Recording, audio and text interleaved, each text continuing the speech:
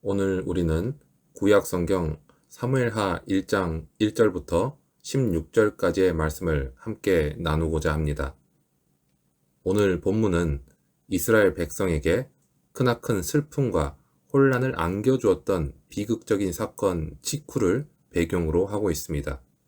이스라엘의 초대 왕 사울이 블레셋과의 전투에서 패배하고 그의 아들 요나단과 함께 길보아산에서 목숨을 잃게 됩니다. 오늘 본문은 한 시대가 막을 내리고 새로운 시대를 준비하는 역사적으로 매우 중요한 전환점이라 할 수 있습니다. 그리고 바로 그때 한 아말렉 청년이 다윗에게 나타나면서 이 이야기가 시작이 됩니다. 이 아말렉 청년은 이스라엘 진영에서 도망을 왔다면서 그 전쟁의 비참한 소식을 전하게 되는데, 그 소식은 이스라엘의 패배와 사울 왕과 요나단의 죽음에 관한 소식이었습니다. 그런데 6절부터 이 청년의 이야기는 달라집니다. 그는 자신이 길보아산에서 사울 왕을 발견했고 사울 왕의 부탁으로 직접 그를 죽였다고 주장합니다. 그리고 사울 왕의 왕관과 팔찌를 다윗에게 보여주었습니다. 이 아말렉 청년의 주장은 사무엘상 31장에 기록하는 전혀 다른 것을 이야기하고 있습니다. 사실 이 청년은 사울 왕의 죽음을 이용하여서 다윗에게 큰 보상을 얻으려는 의도였습니다. 그러나 중요한 것은 하나님은 이 청년의 계산대로 움직이지 않으신다는 것입니다. 사울 시대의 끝과 다윗 시대의 시작은 이 청년의 거짓이나 칼 때문이 아니었습니다. 인간이 아무리 자신의 유익을 위해 애쓴다 하여도 하나님의 뜻은 인간의 계산을 넘어서 흔들림 없이 이루어집니다. 즉, 모든 상황은 하나님께서 이미 정하시고 하나님의 주권으로 이루시는 역사라는 것입니다. 우리가 작은 틀 안에서 나에게 이익이 되는가를 따지고 있을 때 하나님은 훨씬 더 큰 계획을 이루어 가시는 분이십니다. 그렇다면 이 소식을 들은 다윗은 어떻게 반응을 했을까요? 다윗은 자신의 유익을 먼저 생각하면서 기뻐했을까요? 아말렉 청년은 다윗이 사울의 죽음에 기뻐하면서 자신에게 상을 줄 것이라 기대했습니다. 사울은 다윗을 죽이고자 박해했던 정적이었고, 그런 그의 죽음은 다윗의 왕위 등극을 위한 기회처럼 보였기 때문입니다. 당연히 인간적인 계산으로는 기뻐할 만한 상황으로 보입니다. 그러나 다윗의 반응은 달랐습니다. 다윗은 소식을 듣자마자 자신의 옷을 찢고 통곡했습니다.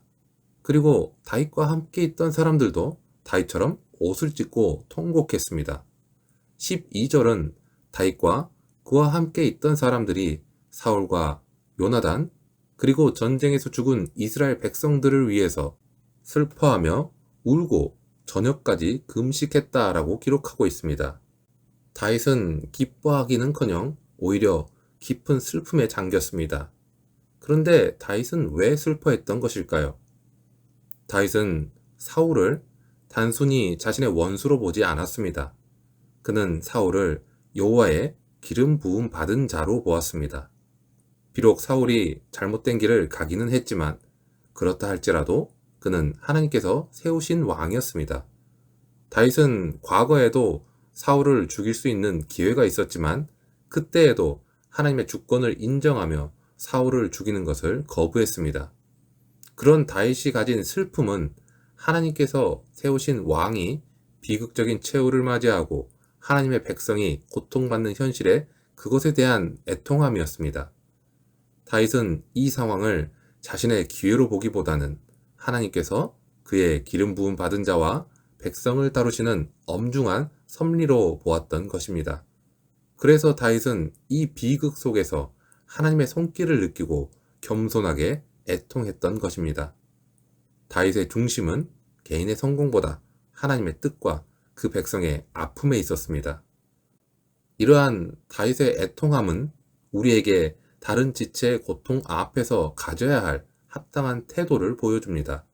우리는 그리스도의 몸된 지체로서 함께 아파해야 합니다. 우리의 유익을 계산하기 이전에 다른 지체의 눈물을 보며 함께 슬퍼하는 마음, 이것이 하나님의 주권 아래에 있는 공동체 안에서 나타날 모습입니다. 다윗은 이처럼 슬픔 속에서도 하나님의 뜻과 백성의 아픔을 깊이 헤아렸고, 이러한 그의 마음은 그의 다음 행동으로 이어지게 됩니다. 다윗은 이제 자신에게 소식을 전한 청년에게로 시선을 돌립니다. 13절에서 이 청년이 아말렉 사람이라는 것을 확인한 이후에 14절에서 이렇게 질문을 합니다. 내가 어찌하여 감히 손을 들어 여호와의 기름 부음 받은 자 죽이기를 두려워하지 아니하였느냐?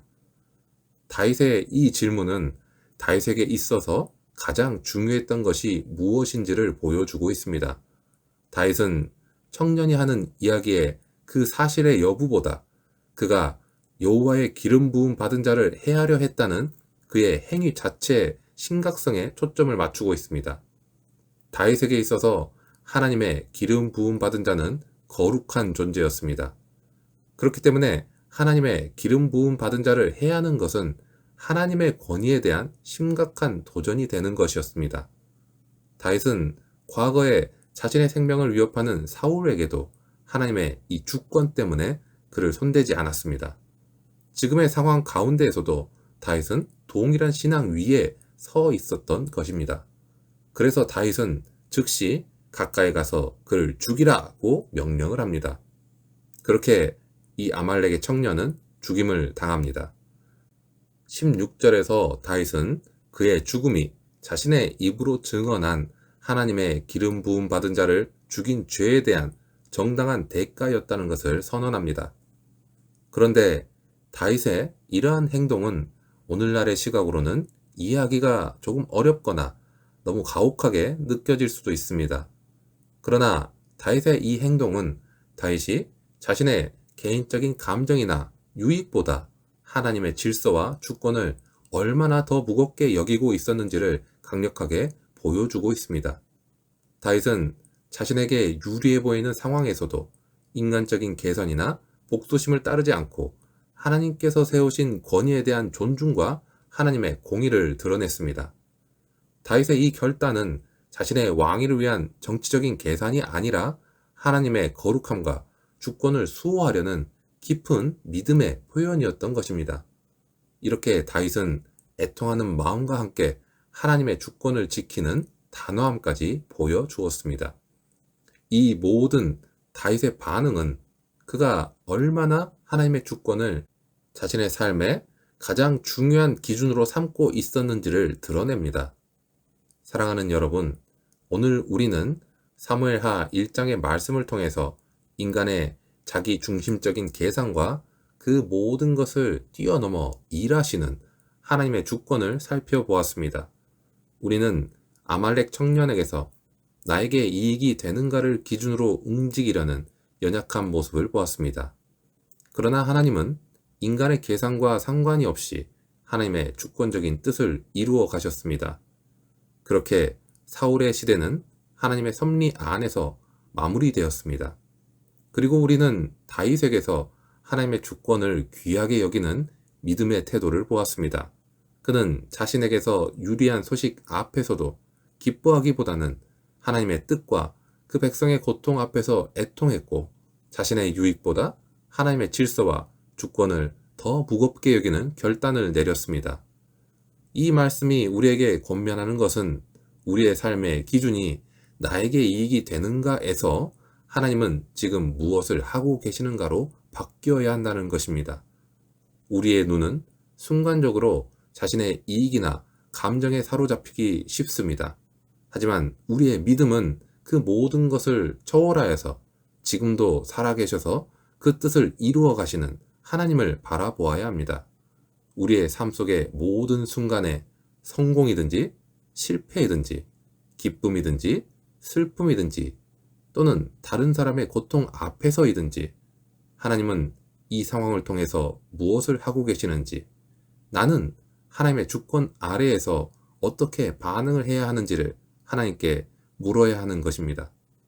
우리의 승리나 실패나 기쁨이나 슬픔을 넘어서서 하나님은 여전히 크고 놀라운 뜻을 신실하게 이루시는 분이십니다. 하나님은 우리의 연약함을 아시지만 우리가 하나님의 주권 아래에 살아가며 하나님의 일하심을 신뢰하기를 원하십니다. 믿는 자는 자신의 삶의 주인이 하나님이심을 인정하고 자신의 계획보다 하나님의 계획이 우선이라는 것을 고백할 때 참된 평안과 자유를 얻을 수 있습니다. 우리를 자기 유익만을 쫓는 죄에서 구원하신 분은 오직 예수 그리스도이십니다. 하나님께서 계획하시고 친히 나타내셨던 복음입니다. 하나님께서는 당신의 아들을 통해 당신의 가장 위대한 주권을 보여주셨습니다. 십자가는 인간적인 실패처럼 보입니다. 하지만 하나님은 그 십자가를 통해서 죄를 대속하시고 부활로 승리를 이루셨습니다. 이 복음 안에 우리가 뿌리를 내릴 때 우리는 이 자기 중심성에서 이제는 벗어나서 하나님의 주권에 순종하는 삶을 살 수 있는 힘을 얻게 됩니다. 성령 하나님께서 우리 안에 일하셔서 하나님의 말씀에 순종하며 다른 지체에 공감하며 하나님의 뜻을 앞세우게 하십니다. 하나님의 주권은 우리를 억압이 아닌 참된 자유로 이끄십니다. 이제 우리의 삶을 우리가 무엇을 기준으로 살고 있는지, 우리의 유익인지 아니면 하나님의 주권인지를 돌아보시기 바랍니다. 인생의 이 짧은 한순간의 이익에 흔들리기보다는 지금도 역사를 이끄시는 하나님의 손길을 바라보시기 바랍니다. 그렇게 하나님의 주권을 인정하며 순종하며 나아갈 때 하나님은 우리의 삶을 통해 하나님의 영광을 드러내실 것입니다. 그렇게 나의 시선을 나에게서 하나님께로 옮길 때 진정한 믿음의 여정이 시작됩니다. 우리 모두가 그 믿음의 여정을 기쁨으로 나아가기를 축원합니다.